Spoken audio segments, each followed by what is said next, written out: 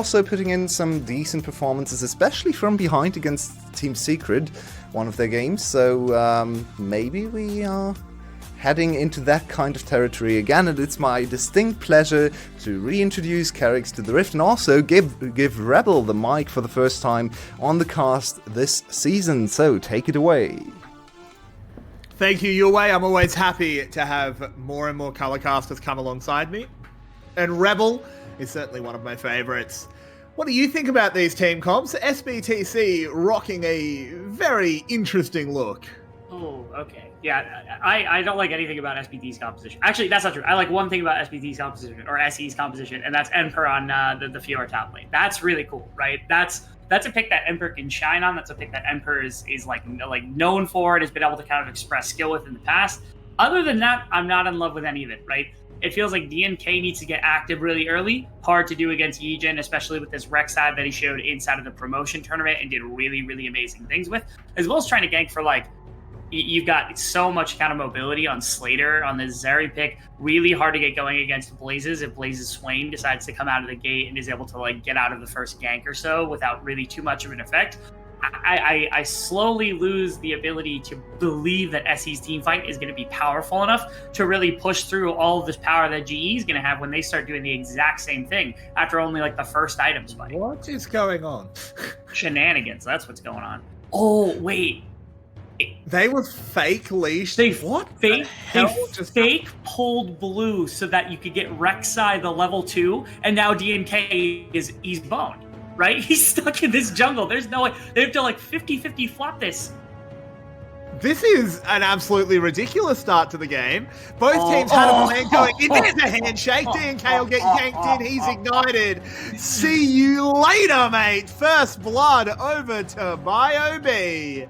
Yeah, as I was saying before anything had started, I actually have a lot of faith in BioB and Bizbo as a player. I think he's really, really good. And right there, I was trash talking a little bit in the pregame lobby. We're right there actually using this really effectively. I think it was a creative plan from GE. I don't know if this is something they prepped from scrims. I don't know if it's something that they've seen before as an invade coming out with this DNK Lee Sin. But obviously they were prepared for it. Again, pulling the blue, getting the free level 2 for Yijin already made this really, really difficult for the side of the chickens to really attempt to pull off. And so afterwards, again, that Flash Ignite getting dropped from VOB, it's just miraculous. It's an amazing early game start for this squad. And this seems like a real disaster to me, because you were saying they need to get rolling early. DNK needs to get in the lane, stop this Swain from scaling up, stop Zeri from having a free laning phase. And now he's so far behind. This seems like an absolute masterstroke from the geniuses. It absolutely is. Yeah, I think it defends your bottom side, right? It does force the NK to start on the top side as well because you have no idea where Yijin is. And Yijin could have been level 3 about the time that DNK was going to re-enter his jungle, and that was a very terrifying prospect, so he can't walk the bottom side. So now he's going to path into bottom. He's going to find his camp still available. And at that time, G is going to be more than defensible. They're going to have their abilities on bottom side. And it opens up for an attempted play against Emperor on top side, an attempted play to set up your Swain. And again, slowly these lanes start to get clamped off. They get prevented from really having any negative effect against them, which is genius from the side of GE here. They'll live up to their namesake for sure if they're able to make sure that, again, DNK is shut out of this early game. Yeah, 100%. They know exactly where Yijin is as well. We did see, DNK, I should say. When they know exactly where he is, Yijin did move in, pop that Scryer's blue. So they're playing with 100% knowledge. I don't think there's a real gank angle for him either. You see Blazers is playing extremely defensive. He's just TP'd back to lane. The bot lane as well, super far back. There's really no angle in there unless you want to dive, which against a Renata is always a little bit fraught with danger. Where do you even start to get back in this? Really, I think the best place DNK can go is probably mid lane. Not only is Swain relatively immobile, so it's a place where DNK could find some potential options, but also you've got more than enough CC lockdown, especially when the ultimate's online for Dia 1, that if you bust the Lissandra out of lane, then you get a Lee Sin Lissandra combination, which have a bunch of catching power into these side lanes. That's probably the best bet. But again, that window closes so quickly, especially once Mandate is up and going for the side of Blazes, once he's got a bit of health readily available. It makes it so difficult for Blazes to go down to even some of the ganks coming out from DNK and Dia 1 when they're down this much resource, when DNK has to find it back only just now way behind where Yijin is at. And so again, slowed down the pacing of the early game, not able to break out mid lane. All these options for SE are getting dwindled away.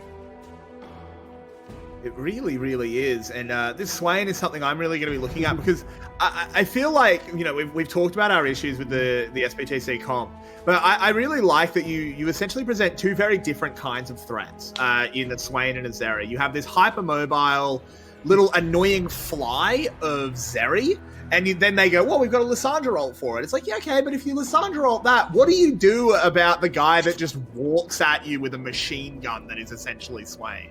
He doesn't actually have a gun, but his damage is kind of just, he just walks at you, right? Yeah. It's so hard to address both of these kinds of threats. Ooh.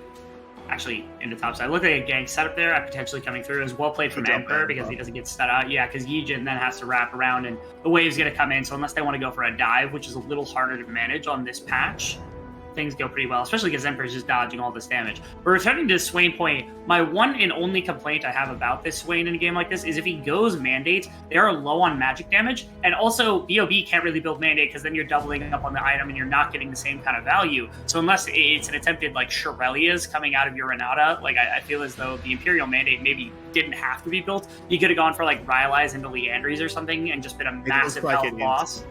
It looks like Mandate. Yeah, that fairy gun tells me that's the problem, yeah. That's my one complaint of everything here. But outside of that one little thing, that if they end up doubling itemization, that's a mistake. Or if you build Shirelia's, like Shirelia's just not as good probably as what BOB could have gotten if you just had Rylai's and you had Blazes run into the front line. But other than that, everything else for GE's here good. I definitely don't disagree, but I do think giving a Rek'Sai Swain a Shirelia's is not the worst result. I definitely don't disagree, but here we go. The Demonic Ascension has come out from Blazers. 3v2 in the river at the moment, but Yijin reckons, though, the good odds. The Blazers still trying to deal as much damage as he can. Still has access to the Demon Flare. There it is. The kill on DNK has come in. Slater bearing down on Vin Boys.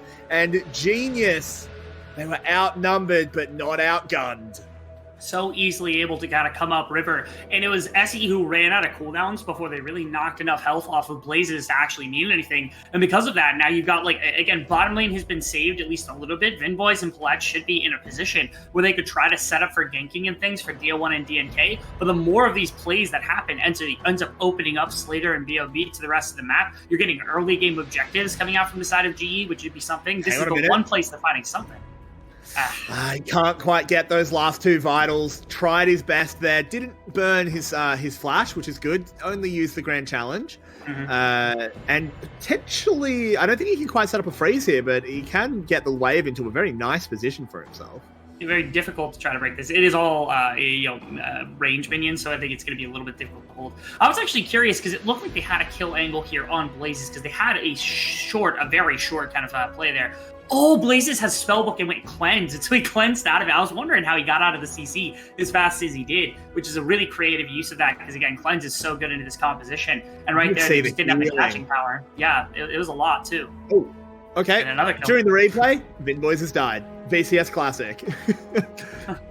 What are we to do? And it's another setup from, like, again, Yijin playing this Rek'Sai, which is a very unique champion to Yijin, combined with some of the CC coming out of BOB being, at least from what I've seen so far, one of our better Renatas inside of the league, because no one's really showed it. I think Taki played it yesterday and it went pretty well, but outside of that one kind of Enchanter play, we don't get many of them. As right here, it's the catch. It's Yijin and Slater jumping over the wall. Never mind, it wasn't even BOB. I thought it was BOB there, but it was actually Slater. I mean, look, you can criticize Vinboys however you like, but he expected some champions to have to respect walls. Foolish in the year 2022, of course. Rek'Sai's from like 2018. She got reworked. Oh, my bad. She's from also 2014 or something like that. Yeah, she's very old. It's been a while. But regardless, he did get caught out. Good play there by Genius, and it's given them up to about a 2k gold lead now. And first crack at this Rift Herald, though it doesn't look like they want to actually commit towards it. They have all this like AoE teamfight potential with the Amumu and also with the Lissandra for deal 1. And I'm surprised we haven't really seen them try to take advantage of it. Instead, they just keep getting picked apart by Yijin. That was well played. That was very well done. Enpa's an absolute gun. I know Marby was singing his praises, and I have to agree with her, because Emperor is an absolute gun. Slater could be in some trouble here. Needs to try and find a way out, but they've actually just turned on to BOB. He might have just spent his flash to save his ADC. Because I think where the wave is now, Slater's just going to move forward. He pops the ultimate. He just murders Big Boys. He doesn't care at all. DNK can't get the Sonic Wave onto him. Look at all the damage coming out. But DNK gets the kill regardless. The Visions of Empire help out. Oh my word. What a play from Slater to get a 1-for-1. Yeah, really, really well played. As well as like the top side setup. Oh, there's Emperor actually getting something back on the top side of the map as the Rift Herald was taken. So good on Emperor to find at least something in the midst of everything. But again, it's Jihu who kind of come up spades in this entire situation. Jihu. But yeah, let's look at Slater here. Slater knows that he is basically stuffed. He's against an Amumu. There's a Fate's Call. He just goes forward. Yeah, I mean, it was nice because BOB also kind of played with their spacing right there, because if they stand too far forward or if they go too far into tower, he pops ultimate, and then immediately Slater can come back to that, and they can kind of disengage the whole situation. And again, this was while Rift Herald was going on. This was the attempted counterplay. It's just under tower coded. That's just a boneheaded mistake right there, and punished it really well. Very good stuff there by Empire. Really good timing on the riposte. The Gnar animation, you have time to react, but it's certainly not super easy. So always good to see this guy has his mechanics on point. Blazers doing some damage to Dia1, but he is still just chilling in the mid lane. Has gone that... sorry about that. Has gone that mandate, so not your favorite itemization option, but certainly not particularly weird. I mean, who cares at this point? The big thing is, like, you get extra damage for Slater. Slater can pop off and fight. Slater's already got gold ready to go. Even Yijin can kind of patch that up in the midst of this mid game because he went for the Prowler's Claw. So in the middle of the game now, there's no armor really sitting on just about anybody on this squad of SBTC. So easy enough for him to be able to pick them apart as well inside of any kind of individual duel, which he's been Blazers pops the Ascension. He's got the exhaust from that spell because he bears down on Dia1, needs another E. The self ultimate comes in time, but that Demon Flare is charging. It's not quite good enough, but Yijin is as he jumps out of the earth, takes down the Lissandra. DNK will boot him under tower, flashes Prowler's Claws, and DNK trades it back. Finally, they get at least something back in return. It took pretty much everything from Dia1, Ultimate, and Flash included, as well as Flash and Ultimate from DNK, just to get the 1-for-1 right there between everything. Very low. Okay, very low. I think we'll have a chance to back here. Coded is going to have to go into melee, so this is another riposte angle if Coded decided to jump in or throw a rock at him. All right. He's going to go for it. Oh, that lunge misses. That's pretty big, actually. He doesn't cool down back. I don't think Coded has an angle. No, not anymore. If the W hits, maybe you can actually chain those together and not have to worry about it. Here's the play in the mid lane, though, is again, Swain just barreling down CC into Dia1. You can't even get away with the E. The exhaust, again, that spellbook coming up great for Blazes here in the mid lane. And were it not for that one ultimate, that certainly would have been another. Hang on a minute, we come back into live as the Fate's Call has been used, but the Fate's Call is all we'll see. As the bot lane, all 4 ultimates used, but a Herald summoned up, should be getting them 2 plays. Oh, okay. Yeah, DNK is just here on the defense. They should get just the 2 and not pretty much anything more, as it looks like they're completely fine with that, all things said and done. It's like 1,500-2,000 K that we've been sitting around for GE, but again, to me, their composition does so much better later on because you've got all this hyper mobility on Slater, he's got Cleanse and Flash, he's got Peel from Renata. Like, how are you supposed to actually lock down Slater outside of Dia1? And you actually made mention of the fact that you've got Coded in Blazes there too, so it's like if you put everything into making sure Slater goes down by burning every tool in your capacity to make sure the CC gets there, you got 2 other massive team fighters you have to worry about afterwards that really are going to be able to help pick up the slack. So for me, GE, they're still in a very comfortable position. The only big thing is that SE, again, they've been able to stay within striking distance of gold, which is positive to make sure that, like, if an opportunity is given by GE, like a bad Rift Herald fight or a bad call somewhere, they, SE can try to punish them in that sense. They definitely can, as Enper and Coded continue to have a bit of a biffo up in the top lane, but neither of them are actually looking for a kill at the moment, just farming back and forth. Enper, I mean, he could still become a very big side lane threat. I do think if he continues to get ahead, becomes a big monster, maybe they struggle to stop him, but it feels like team fights are so hard to navigate just because you have to, there's something we've talked about a couple of times, but I think it's important, is the diversity of threats in that Zeri operates on the fringes of fights and Swain stands in the middle, and your arms aren't long enough. How do you grab them both? It's very difficult, especially when you got a diver to worry about, and like Yijin, who could easily get back and try to blow up Vin Boys in the course of a fight, or even DNK, knock them up in the way. Coded is still menacing when he's humongous, and you're still worried about the entire time that if Emperor decides to run into a fight, doesn't have the repose for the ultimate from BOB, then he's just going to kill all of his own teammates, and there's nothing they can really do about it. So even if he's powerful, has to be really careful about the Renata ultimate to really get things done as well as. DNK in trouble. He flashes forward, uses that Demon Flare, and the final bit of damage from Yijin will get the kill as once again Blazers leads the charge. And there's 3 members actually in mid lane. In fact, there's a full cover coming through from Amumu, and that's going to open up Slater to actually get bottom tower because nobody is down there to catch anything, which was almost expected. But that's another ramification of losing this mid laner right here, is that you're worried about potentially mid lane tower getting brought down, having something happen to it if they overload in that position. And so they have to come to the defense of that, which opens up, once again, Zeri, Slater, being able to get more gold, all off the back of Blazes, being able to use this Swain so effectively, catching that out. And a nice flash. It was stolen with a Prey Seeker, which I'm a little upset about. Yijin, man, you don't need the kills. Come on, dude. Just give some to the rest of your team. Yeah, I mean, true. I think this is like a pittance. Like this is just me memeing Yijin more than anything else. Of course. Yeah. I mean, Yijin and stealing things from his teammates, maybe it just makes sense. As Enpa is being harassed, can't quite get his back off, as Coded is being a little bit of a gremlin. We'll actually force him to stay in lane now with another wave crashing in without that teleport. Is down in CS for the Fiora, so not a great position, but it looks like Second Herald should be fairly confident here for SE. Easy enough. And the thing is, like, SE hasn't really been playing around these neutral objective setups super effectively, which, again, is surprising because they've got this massive team fight AoE that they can work with, right? When you've got a Mumu, when you've got Kalista ultimate, when you've got Lysandra as a champion, even the Dragon's Rage kick are all fantastic tools for hitting multiple members of the team. And early on, again, before Blazes gets onto second item, before Slater gets onto second item, there's still a window where you've got enough base damage on the squad to potentially look for it. They've just had the door kind of closed in their face every time they've had that opportunity because GE has never played that game against them. SBTC made this happen really effectively against GAM, where they looked for 3+ person fights. They looked for these big scraps rather than looking for individual moments where GAM potentially could use their own individual skill or just a couple of players at a time. And those big skirmishes were what really led to their success. Obviously, GE picked up on that, and they're denying them that kind of possibility. And to build on that, I think we have to give a shout out to whoever the shot caller is or even the coaches for reading that, because that level 1 play sort of put paid to that game plan right off the jump, because how can you possibly go for 3v3 skirmishes when your Lee Sin is behind a Rek'Sai?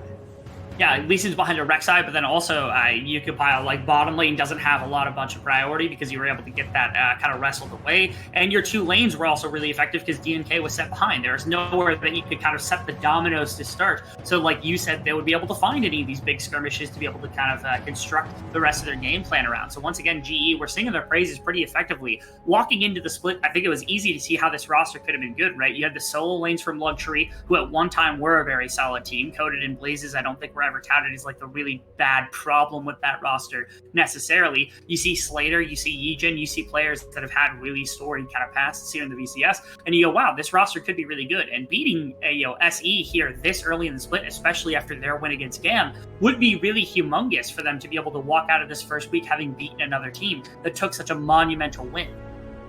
Oh, it's an absolute statement if GE can take a series over SE. Of course, they've still got to win this game. It's only 19 minutes in. We don't want to give the illusion that this one is done and dusted. Of course, we play best of 3s in the VCS as well. But still, this has been pretty fantastic, to say the least. Is DNK spotted by that Rek'Sai vision?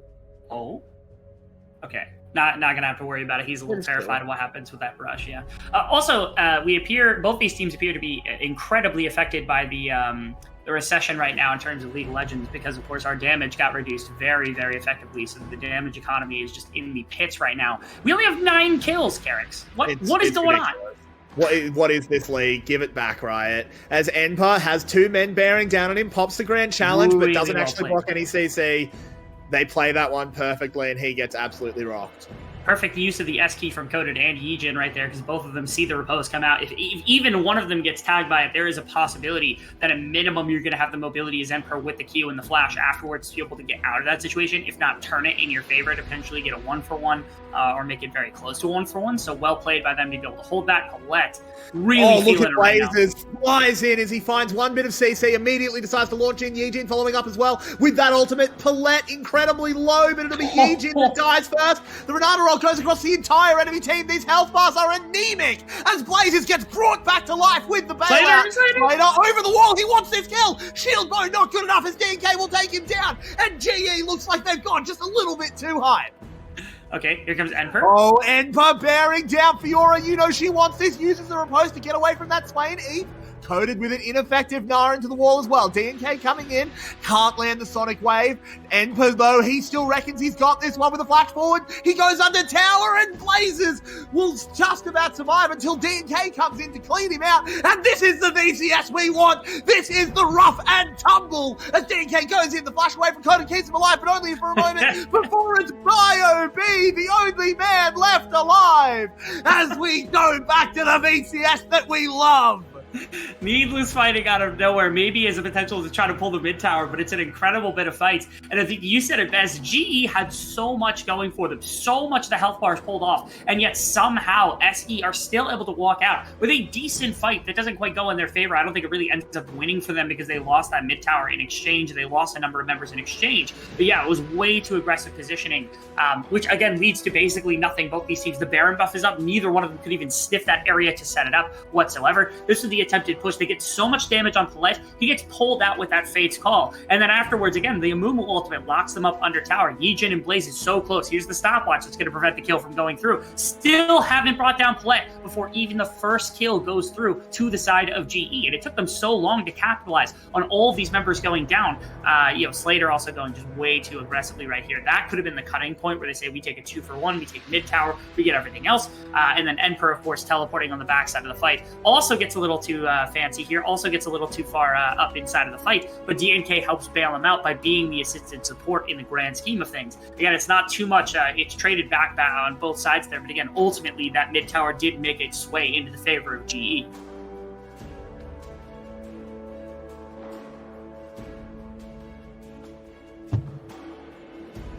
I don't think we can hear Garrix. I don't know if Garrix is still here or not, but I'll just keep talking. Oh, sorry, I was muted. I was saying, I needed to catch my breath after that last play, but not that long. As they have gone in, the Visions of Empire slowed them down. Dia1 has been caught out, has that self-ultimate, but there's a Renata gas just zoning them away. Vinboys is the next target. Can he get over the wall? He cannot. And he goes down. And now they can work their way back towards this Baron buff kit. They've got the 5k advantage. They had 3k before this, so that's some spent gold that they're really able to accomplish. This is going to be the Baron buff. I think if you're the side of SE, they don't have much of a way to steal it. DNK is going to try. I think a better play would actually be to go to Dragon right now. They are going to but they pick up the kill. This is a Lee Sin. I hate 50-50ing against Lee Sin because that Q, you can never keep him out of the pit. Yeah, I think you can't 50-50 this. I don't think you get Baron. I think Coda just lost them. Yeah.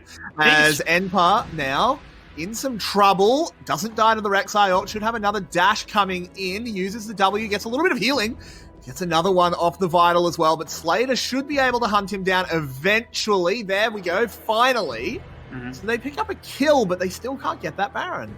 No, they can't. No, although I think turning down to Dragon ends up being beneficial for them. Because again, taking a Baron this early, unless you're able to really knock down structures, really use it to get a gold advantage, doesn't mean much. DNK with a very bold jump in onto Blazes, and again, a very bold jump in onto Blazes, just ticking off some of his health bar, I suppose, as they're going to try to wrestle back favor of this bottom side. Emperor's still down for 20 seconds, won't have the TP when he's back up. That means if GE can actually get into Dragon Pit, it should still be their objective, which I think is the intention here, because then they can put a 5-minute timer on the Ocean Soul, which would then forces SE into a position where they have to fight when they're down this much gold. It's an interesting little turn of events, as that will be Soul Point now picked up for GE. And Ocean Soul, I almost think is the best soul in this particular game. As Shirelius comes out as well, they want to hunt over towards SE, force them away from the Baron. But I feel like, how do you ever kill Blazers with an Ocean Soul? super, super difficult to do. Not only with the slows, it's already hard enough to kill Blazes in the first place, let alone try to get anything else. Like, yeah, that would make him an absolute menace and make him near impossible to bring down. It would require Enper getting so much more damage than what he has right now. Which is the attempt at the moment of just trying to get the split push up and going right now for the side of SE, just making sure he can pull side towers, get some of the bounties and such into the Fiora. But again, that's pretty much if that's your one faith, is hoping that maybe DNK can get a solid kick and then you can chain it into more attacks and such. It's going to be real difficult to try to actually capitalize on that. Yeah, I completely agree. And with GE currently having full control of the top side of the river, there are some sneaky wards. There is the Scuttle Crab as well for SE, so there's not going to be any sneaked Barons, but SE don't really have a huge amount of options at the moment. I feel like they are still the team that needs to be doing things, and there's just nothing for them to do. A tower will go over to GE. Yeah, it's just an outer, but gold is gold. This is hard. It's really hard, yeah. I think SE, again, they missed so much of a window at the beginning of the game. Not only that level 1, but also just not finding many objectives to start with, not being able to capitalize on your 5-on-5. It really goes against what our expectation for this team's successes were going to be. They're going to muscle their way into mid lane as they're losing their top inner tower as well. Like, it continues to push. There's almost no way that they can full commit into, like, a mid-inner, so it does end up being just a trade gold and a Swain, but they get something back, I suppose. I actually really like this from SE. Obviously, it looks bad because they lost 2 towers to 1, but I think getting that mid tower down, breaking the outer ring, gives you so much more room for your Lee Sin to play with. I actually think that's really, really important. Yeah, it's valuable. It's one of the more valuable towers to a lot of teams to be able to utilize for specifically that purpose of being able to kind of use some of the shallow vision around neutral objectives, being able to push your mid wave just a little bit further so that you can walk into the opposing jungle and contest. It's also useful for trying to eventually set up split pushing, because again, that shallow vision is something incredibly valuable to make sure you've got, so that Emperor does some very good things that the Fiora ends up being a win condition they want to operate on. They're down 5k. They're on about 3 items. Infinity Edge just got finished for Slater. Blazes also just finished the stopwatch. If it wasn't already impossible to kill Blazes, it's gotta be impossible now, right? Like, he's got Exhaust. He's got every defensive summoner that you could ever possibly want here on the side of GE, which is why the team fight, they're going to try to jump him ahead of it. Yeah, but I don't think they went far enough with that Fates Call. Palette will pop the Curse of the Sad Mummy, but that just does not keep the Crow back as he bears on forward. The Renata ultimate will turn Callista around as well. Only 1 kill at the moment, but Palette is extremely low, and they're getting corralled. Yijin can spring the trap, throws a Prey Seeker. Dia1's going to come out of that stopwatch, actually managing to do a nice play there to buy himself some time, but not enough as Yijin goes gold to get away from Enper. Enper on the run. Only the 2 kills picked up for GE, so maybe not a death blow, but a mortal wound nonetheless. I like that they focused on mid-tower here. I almost wish that they would have gone for another one, because I don't think that they want a 50-50. Like you had said, maybe they feel uncomfortable, especially with DNK piloting his Lee Sin and being in a comfortable position to try to make these executes happen, that if they don't think that they can actually take this Baron without the necessity of Yijin, they might actually not feel faith to do any of this at all. It's Coded and Yijin on the outside of the pit to make sure DNK, he's just going to go down. I mean, well, if DNK is going to jump into the middle of 2 members, I don't think they have to worry about him very much. No. As that will be a Baron for GE. He's just trying to make an approach happen. They have no vision. He's trying to find a way around the backside of the fight, and they catch him out. It was just well kind of thought out right there from GE, as it appears the entire game really has been. It seems like the game plan has just been there time and time again for this team. The only thing that they're currently missing is that Ocean Soul. They've got about 45 seconds to the back, and the Baron timer should help. This was the attempted pick. I don't hate it necessarily. It's just that you saw that there were 3 members already here, so it was a 3v3 into Blazes on the initial engage. If this is like only Blazes, or even just Blazes and 1 other member, and you can kind of capitalize on this quickly if DNK is around, maybe you get a full execute, maybe Blazes goes down, and then you feel comfortable fighting for something. But ultimately, again, Blazes didn't even drop below half health before anything else. Like, you just can't have faith that this fight is going to go effectively for you. Yeah, I also think going... The Amumu, I think, is struggling to do anything in this game, partially because the thing about Amumu is that the way the ultimate, which is undeniably extremely powerful, it makes that, okay, we want to fight in this circle, and Renata's ult is about as big as the circle. So Renata just throws her ult at the same time, and what are you actually meant to do? You can't follow up on the curse of the Curse and Sad Mummy. Yeah, I like to call that fish in a barrel. Kindred has that problem a lot into a number of champions where you pop the ultimate and do other things, as we get a fight now also. Yeah, Blazers bearing down on them. The Ocean Soul has been secured now for Genius. They're in so much trouble in the back of this pit. There's no escaping, as Slater is just going to absolutely rail them. Blazers as well on the other side of the fight, taking down names, and that's a triple kill for the Zeri, and that's an ace for GE. Yeah, extremely well played pretty much across the board from GE. Again, since minute one, it seems like they've really had the number of SE. There's never been a moment outside of that one really scrappy, like 5v5 fight that ended up in 3 kills on both sides, that SE felt like they had any real control of the game. If this is not the game-ending push, which again, if Gamma's taught us anything, it might not be, but I think they've got more than enough time to actually wrap things up right here on the side of SE or GE. And given the fact that they lost in the first week, this might not have been expected after SE took such an impressive win against Gam. And like you said, this is a big statement win. If we end up going to a tie record, this is a great first step to showing that GE